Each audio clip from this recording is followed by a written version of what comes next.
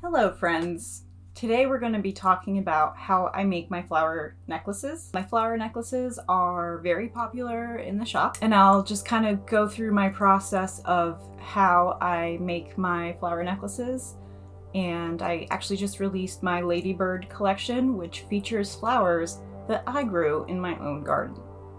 So that's exciting, and yeah, check out the collection. I'll give you some tips and tricks on how I made these and how I finished them. I hope you enjoy my process. I hope you get inspired. So let's get right into the process. So I've been growing these in my garden along with some some straw flowers. I love gardening and I love resin, and those two things work very well with each other. And I have collected a bunch. I grew my own this year. These are called status flowers, purple status, and I haven't seen these in like floral bouquets, which is where I normally get them. Look at the different colors that I'm getting from home growing these. And I can tell you where the seeds are from. I'll leave the link for the seed packets below. They grew really well for me. I was shocked. And yeah, I've been having a blast just being a cottage core goblin and growing my own resin supplies.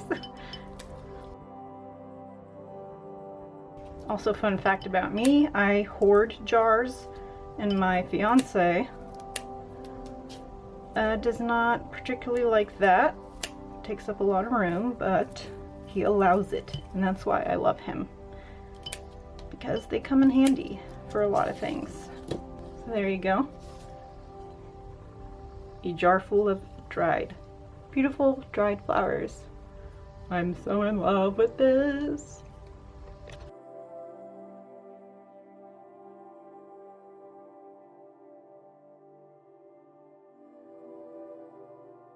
One important thing to do before you start resining is lay out your flowers, and this can take a very long time, but it is very important because you want the perfect little arrangement inside each pendant.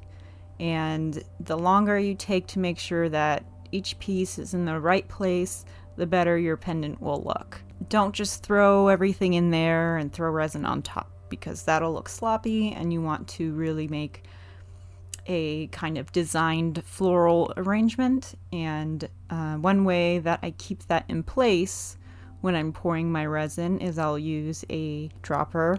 I actually just repurpose my droppers from essential oils, and I clean them out with alcohol, and then makes the perfect reusable tool for this very application.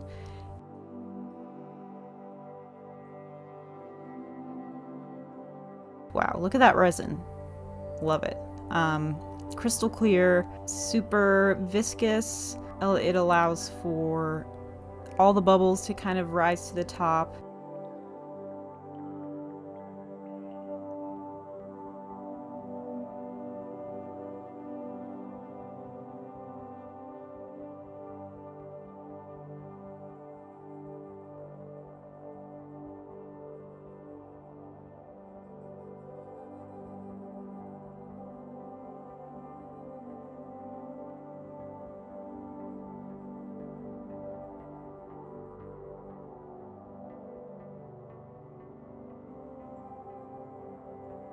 And I do my my pours in 2 layers, and the reason for that is that once you get the first layer down, you can keep all those flowers in place and keep them from rising to the top. If you have worked with dried flowers, you know that they are mostly filled with air, so they will rise to the top of the resin. And one way to keep that from happening is just to get a good first layer down, and thus they will stay stuck to the bottom when you pour your second layer.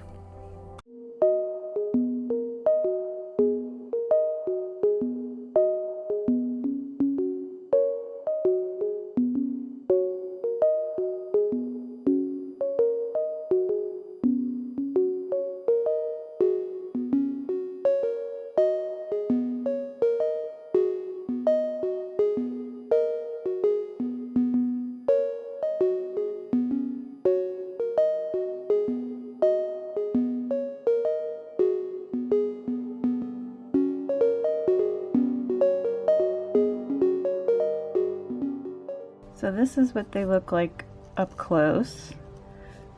I was very happy with how they turned out. I used a lot more pinks and reds than I usually do, and I think that contrasts nicely with the purple, or complements nicely with the purple flowers. This is the biggest pendant I have. Following that is second biggest, and then I have some like geometric shapes.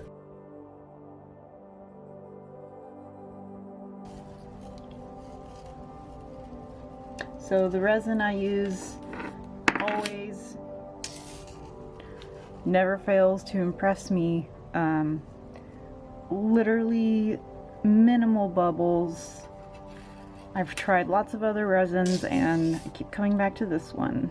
I actually have some more tiny flowers in the mail on their way here from Europe, and I'm excited to work with those and some new plans I have for necklaces, which I will be using my 3D printer for.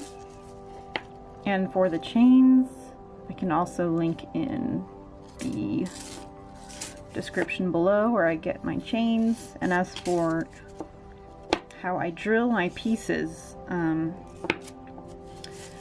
if you look closely you can see that they are drilled through sideways, and I have a Dremel and a drill press which keeps it always at a 90-degree angle, and then I have a little clamp, a little vice clamp that I clamp the pieces into place, make sure everything's lined up, and I go ahead and slowly drill through the piece, coming back up because the resin can get very hot and gunked up, and you want to make sure that you're doing it slowly and getting all the excess resin out of there by lifting up the drill and going back in. I do use a mask for that because back in the day when I was new to resin, I was drilling without a mask and had a headache afterwards, and that is no good. So right after that I started wearing a mask, and of course wear a mask when I work with resin anytime, gloves as well, but once they're cured they are completely safe. And let me know what you think of these. I especially love these little tiny ones. Those are new. Let me know if you have any other questions about my pieces or resin. I hope you enjoyed this video. I hope it was somewhat informative. Check out my collection on my website, squidlooks.com. And don't forget to subscribe for more resin content. If this video was helpful, also please leave a like. It helps out a lot. So thank you, and keep creating.